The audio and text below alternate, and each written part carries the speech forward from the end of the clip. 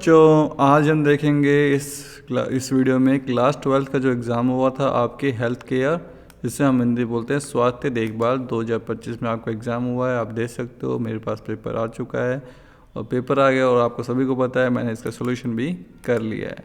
तो आप देख सकते हो, मैं आपको मेरे बच्चों को दिखा देता हूँ कि मैंने सोल्यूशन कर लिया है।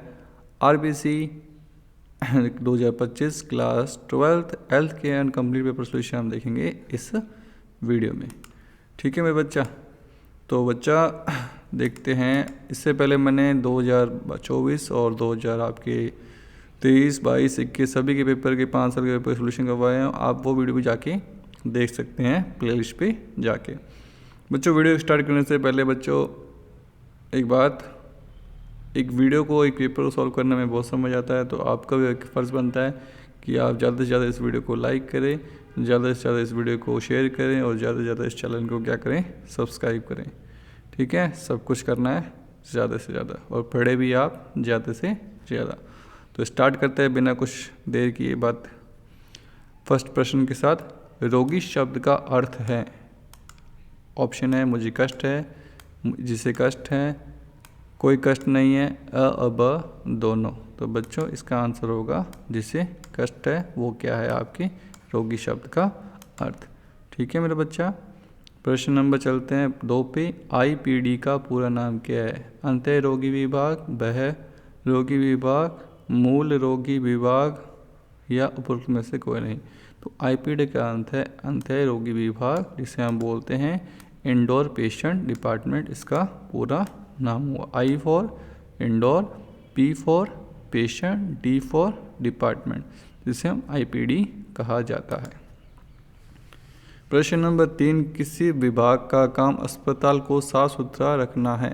हाउस सर्जन का, पावर हाउस का, हाउसकीपिंग का, उपयुक्त में से कोई नहीं। तो बच्चों जो हाउसकीपिंग होते हैं वो आपके इस विभाग को, अस्पताल को क्या रखें, साफ सुथरा रखना। प्रश्न नंबर 4। एडवर्ड जेनर द्वारा टीका किस सन में इस्तेमाल किया गया था? देखो, एडवर्ड जेनर का जो टीका जो इस्तेमाल किया था आपके 1796 में। तो एडवर्ड जेनर ने 1796 में चेचक जैसे स्मॉल पॉक्स के टीके का सफल क्या किया था, परीक्षण किया था। ठीक है मेरे बच्चा, आगे चलते हैं प्रश्न नंबर 5 में। फिजियोथेरेपी से प्राय किसकी संज्ञा दी गई है? साइको, सोशिया, फिजिया, उपयुक्त में से उपयुक्त सभी। तो सभी को पता है फिजियो से बना है फिजियोथेरेपी, तो इसको फिजियो की संज्ञा दी गई है। प्रश्न नंबर 6। आर्थराइटिस होता है जोड़ों का दर्द, जोड़ों में सूजन, ब दोनों, या आंखों में दर्द। तो बच्चों ये दोनों ही होता है, जोड़ों में दर्द और जोड़ों में सूजन। तो आंसर होगा अ और ब दोनों। अगला है देखो, ROM व्यायाम किस जोड़ को मोड़ने में काम आता है? कंधे को, घुटने को, कोहनी को, उपयुक्त सभी। तो बच्चों ये आपके आता है सभी को काम करने जोड़ने के लिए, तो आंसर होगा उपयुक्त सभी। प्रश्न नंबर 8। ऊर्जा आधारित थेरेपी को कहते हैं फिजियोथेरेपी, इलेक्ट्रोथेरेपी, हाइड्रोथेरेपी, इम्यूनोथेरेपी। तो बच्चों इसे हम बोलते हैं इलेक्ट्रोथेरेपी। प्रश्न नंबर 9। कम्युनिकेशन शब्द किस लैटिन शब्द से लिया गया है? Community, health care, social care या कम्युनिकेयर। तो आप सभी को पता है कम्युनिकेशन शब्द कम्युनिकेयर से लिया गया है। प्रश्न नंबर 10। इनमें से कौन सा कम्युनिकेशन का एक प्रकार है? मौखिक संचार, लिखित संचार, गैर मौखिक संचार। तो सभी संचार के प्रकार हैं, तो आंसर क्या होगा, उपयुक्त सभी।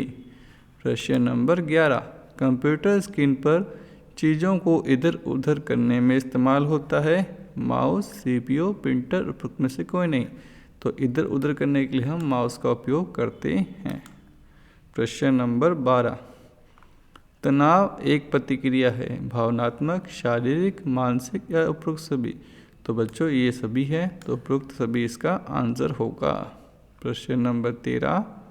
कंप्यूटर का भाग है मॉनिटर, कीबोर्ड, CPU। तो तीनों ही कंप्यूटर के भाग है, तो आंसर होगा उपयुक्त सभी। प्रश्न नंबर 14, एक अच्छे उद्यमी की विशेषता है वो होता है एक मेहनती, उसमें होता है विश्वास, उसमें होती है रचनात्मकता। बच्चों ये तीनों ही होते हैं, तो आंसर क्या होगा? उपरोक्त सभी। अब चलते हैं हम प्रश्न नंबर फिलिंग द ब्लैंक्स पे। तो फिलिंग द ब्लैंक्स, इसे रिक्त स्थान की पूर्ति कीजिए। यहाँ पे अपन को एक शब्द लिखना है जिससे ये पूरी लाइन कवर हो जाए। तो बच्चों देखो 15 नंबर प्रश्न है, शीरा की दवा देने को डैश डैश कहा जाता है। तो इसे क्या कहा जाता है? अंत्य शीरा। मैं दोबारा बोल रहा हूँ, अंत्य शीरा कहा जाता है। तो यहाँ आएगा अंत्य शीरा।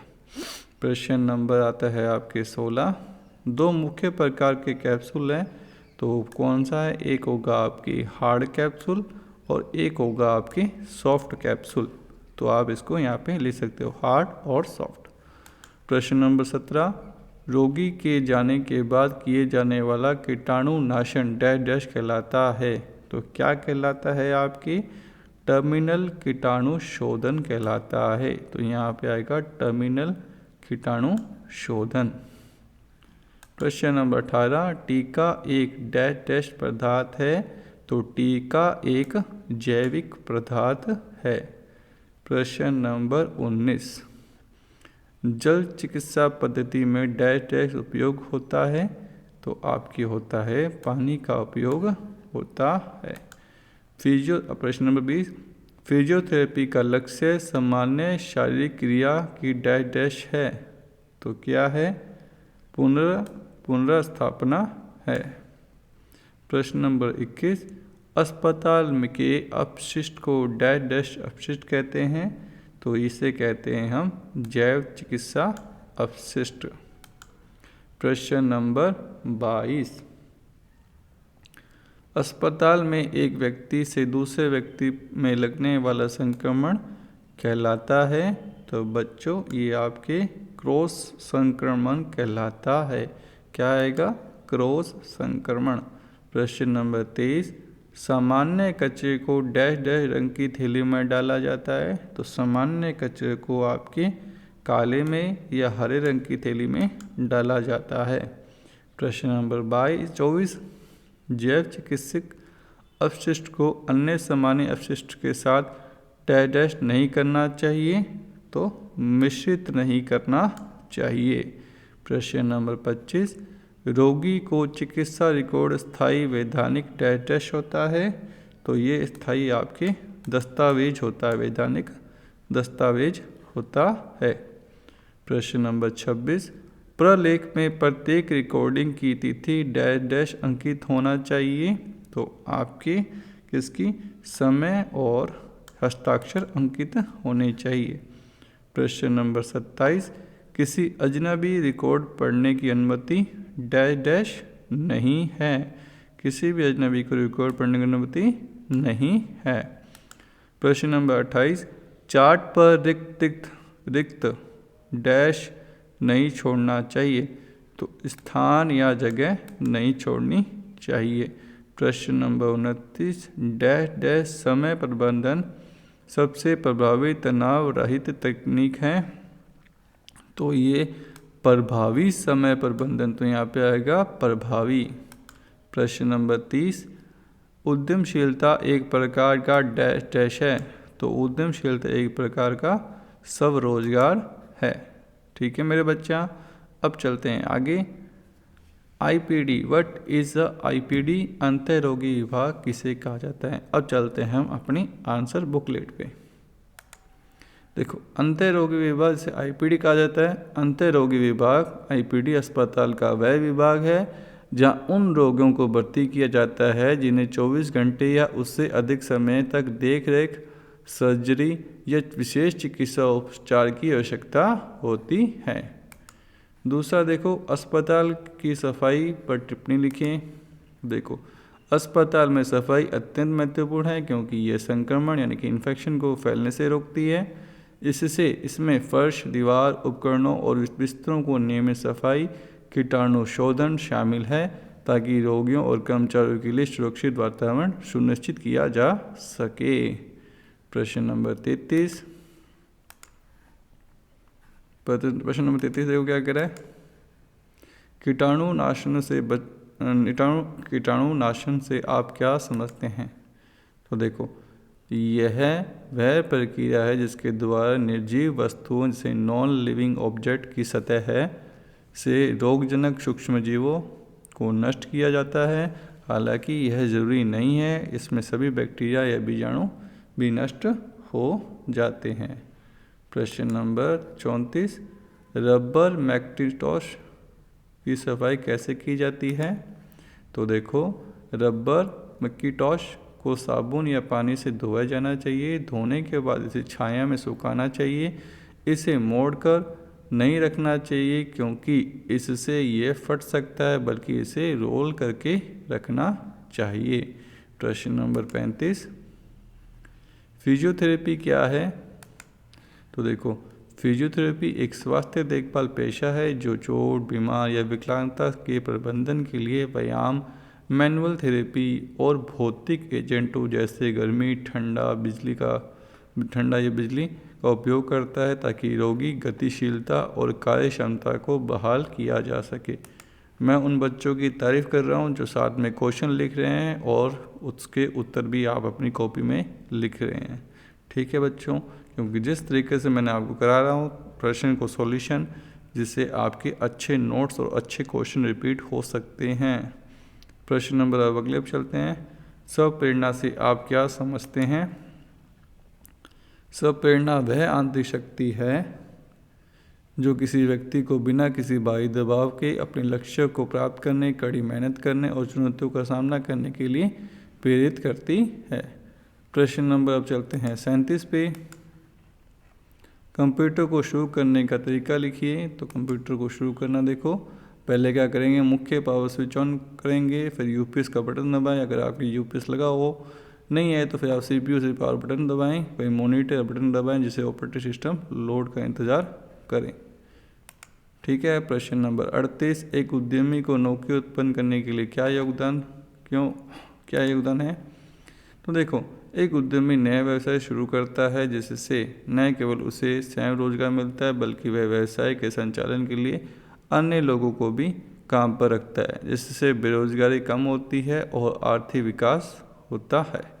प्रश्न नंबर 39, स्थायी विकास से जुड़ी समस्याओं को लिखिए। तो स्थायी विकास से जुड़ी समस्या क्या क्या है आपके? पहले प्राकृतिक संसाधनों अत्यधिक दोहन, प्राकृतिक संसाधनों का अत्यधिक दोहन, फिर है पर्यावरण प्रदूषण, जलवायु परिवर्तन, फिर गरीबी और सामाजिक असमानता। तो ये आपके स्थायी विकास से जुड़ी समस्याएं हैं। प्रश्न नंबर अब चलते हैं 40 पे। दवा देना क्या है? दवा देने के अंत्यशिरा विधि का महत्व को समझाइए। तो देखो, दवा देना, ड्रग एडमिनिस्ट्रेशन, यह वह प्रक्रिया है जिसके द्वारा किसी रोगी के शरीर में उपचारात्मक एजेंट दवा को सुरक्षित और प्रभावी तरीके से प्रवेश कराया जाता है ताकि बीमारी का इलाज या रोकथाम किया जा सके। अंत्यशिरा विधि का महत्व, यह है तीव्रता प्रभाव यानी कि रैपिड एक्शन। दवा सीधी रक्त प्रवाह में जाती है जिससे इसका असर तुरंत होता है। ये आपातकालीन स्थितियों में भी जीवन रक्षक है। फिर 100% जैव उपलब्धता, बायो अवेलेबिलिटी, दवा की पूरी खुराक शरीर में मिलती है क्योंकि ये पाचन तंत्र से नहीं गुजरती। फिर बड़ी मात्रा में तरल पदार्थ या दवा जैसे सलाइन दी जा सकती है। बेहोश रोगी, जो रोगी बेहोश है या निगल नहीं सकते, उन्हें इस विधि की द्वारा दवा दी जाती है। इसी के अथवा में एक प्रश्न और है, दवा देने के 7 अधिकार को समझाइए। तो देखो, दवा देने के 7 अधिकार, देखो पहले रोगी की सुरक्षा के लिए नर्स को दवा देते समय 7 राइट्स या 7 आपके अधिकार का पालन करना चाहिए। सही रोगी, राइट पेशेंट, रोगी का नाम और आईडी चेक करें। फिर सही दवा, डॉक्टर की पर्ची या दवा को लेबल को मिलान करें। फिर है सही खुराक, दवा की सही मात्रा में गणना करें। फिर है सही मार्ग, दवा का सही रास्ता मुंह या इंजेक्शन के आदि से दें। फिर सही समय, राइट टाइम, दवा निर्धारित समय पर दें। फिर है सही प्रलेखन, राइट डॉक्यूमेंट, दवा देने के बाद तुरंत रिकॉर्ड करें। फिर है सही कारण प्रतिक्रिया, राइट रीज़न रिस्पॉन्स, सुनिश्चित करें कि दवा उचित कारण से दी जा रही है और उसके प्रभाव की निगरानी करें। प्रश्न नंबर चलते हैं अभी 41 पे। प्रतिरक्षा प्रणाली क्या है, हमारे शरीर में कैसे कार्य करती है? प्रतिरक्षा प्रणाली यह कोशिकाओं, ऊतकों और अंगों का एक जटिल नेटवर्क है जो शरीर के संक्रमण, बैक्टीरिया, वायरस और बीमारियों को से बचाने के लिए मिलकर काम करता है। कार्यप्रणाली, जब कोई रोगाणु शरीर में प्रवेश करता है तो प्रतिरक्षा प्रणाली उसे पहचान लेती है। सफ़ेद रक्त कोशिकाएं जैसे WBC, विशेष रूप से वाइट ब्लड सेल्स, विशेष रूप से lymphocyte B cells and T cells सक्रिय हो जाती हैं। बी सेल्स में एंटीबॉडीज़ का उत्पादन करती है जो रोगाणु को नष्ट या बेअसर करती है। टी सेल संक्रमित कोशिकाओं को सीधे नष्ट करती है। सिस्टम इस हमले को याद रखता है ताकि भविष्य में उसी रोगाणु से तेज़ी से लड़ा जा सके। प्रश्न नंबर इसी का था, एक प्रश्न हो रहा है, टीका क्या है, टीका का महत्व समझाइए। तो देखो टीका क्या है, टीकाकरण का महत्व समझाइए। तो टीका जिसे हम वैक्सीन बोलते हैं, ये एक जैविक तैयारी है जो किसी विशेष बीमारी के खिलाफ सक्रिय अधिग्रहित प्रतिरक्षा प्रदान करती है। इसमें आमतौर पर रोग पैदा करने वाले सूक्ष्मजीव कमजोर मृत के रूप होता है। महत्व, बीमारी से बचाव, ये शरीर को जानलेवा बीमारी जैसे कि पोलियो, खसरा लड़ने के लिए तैयार करता है। फिर है हर्ड इम्यूनिटी, जब इस समुदाय के अधिकांश लोगों को टीका लगाया जाता है तो बीमारी का फैलना मुश्किल हो जाता है, जिससे वे लोग भी सुरक्षित रहते हैं जो टीका नहीं लगवा सकते। उन्मूलन, चेचक बीमारियों का टीकाकरण के माध्यम से दुनिया को मिटा दिया गया है। फिर अगला प्रश्न है आपके, मौखिक संचार क्या है और ये कितने प्रकार के होते हैं, समझाइए। तो मौखिक संचार ये कितने प्रकार समझाइए। तो मौखिक संचार इसमें सूचनाओं का आदान-प्रदान शब्दों द्वारा, शब्दों के माध्यम से किया जाता है, वह कहलाता है आपके मौखिक संचार। ये संचार सबसे आम रूप है संचार का। प्रकार है मौखिक संचार के, एक होता है ओरल और एक होता है रिटन। ठीक है मेरे बच्चा, जो बोल कर संचार करने से आमने सामने की बात करना, फ़ोन पे बात करना, भाषण देना, तीव्रता से जवाब देना, इसमें तुरंत प्रतिक्रिया मिलती है आपको। और लिखित संचार भी इसी के अंदर आता है, मौखिक संचार के अंदर ही। लिखकर संचार करना जैसे कि ईमेल, पत्र, रिपोर्ट, SMS, यह एक स्थायी रिकॉर्ड प्रदान करता है और कानूनी उद्देश्य के लिए महत्वपूर्ण है। इसी के थ्रू में आज का लास्ट प्रश्न है, संचार क्या है, संचार के महत्वपूर्ण भागों को समझाइए। तो देखो संचार ये दो या दो से अधिक लोगों के बीच विचारों व सूचनाओं, भावनाओं को समझ आदान प्रदान करने की एक प्रक्रिया है। इसके महत्वपूर्ण भाग है, देखो पहला है प्रेषक जिसे हम सेंडर बोलते हैं, दूसरा संदेश, फिर आता है एनकोडिंग, फिर आता है माध्यम, फिर प्राप्तकर्ता, फिर डिकोडिंग। तो देखो प्रेषक वह व्यक्ति जो संदेश को भेजता है, यानी संचार को शुरू करने वाला, संदेश के रूप में वो संचार को भेजता है। फिर आता है संचार को एनकोड करना ताकि कोई इसे संकेतों में बदलना। फिर रहता है किस माध्यम से संकेत को भेजा गया है, वो रास्ता। ठीक है, जैसे कि आप फ़ोन से बात कर रहे हो या मेल कर रहे हो। फिर है प्राप्तकर्ता, ये व्यक्ति जो संदेश को प्राप्त करता है। फिर आता है रिकॉर्डिंग, प्राप्तकर्ता उस मैसेज को क्या करता है, डिकोड करता है क्योंकि वो एनकोड किया गया था। फिर उसको पढ़ने के लिए प्राप्तकर्ता क्या करता है, डिकोड करता है। फिर प्राप्तकर्ता ही क्या देता है, आपकी प्रतिक्रिया देता है कि ये संचार मुझे प्राप्त हो चुका है। ठीक है मेरे बच्चा, तो इसी क्रम में आप लिखेंगे जैसे कि मैंने यहाँ पे लिखा हुआ है। ठीक है मेरे बच्चा, अगर आपका कोई भी क्रम यहाँ से निकल जाता है तो आपका संचार बाधित हो सकता है। ओके मेरे बच्चा, तो आज हमने जो कंप्लीट पेपर सोल्यूशन देखा हेल्थ एंड केयर का क्लास 12 का। बच्चों अगर वीडियो आपको अच्छी लगे तो वीडियो को लाइक कर दो और ज़्यादा से ज़्यादा चैनल को सब्सक्राइब कर दो और ज़्यादा से ज़्यादा वीडियो को शेयर कर दो। और लास्ट ईयर के सभी वीडियो को आप देख लेना, प्रश्न वहीं से रिपीट होंगे, मेरा वादा है। मिलते हैं नेक्स्ट वीडियो में, तब तक के लिए बाय, धन्यवाद।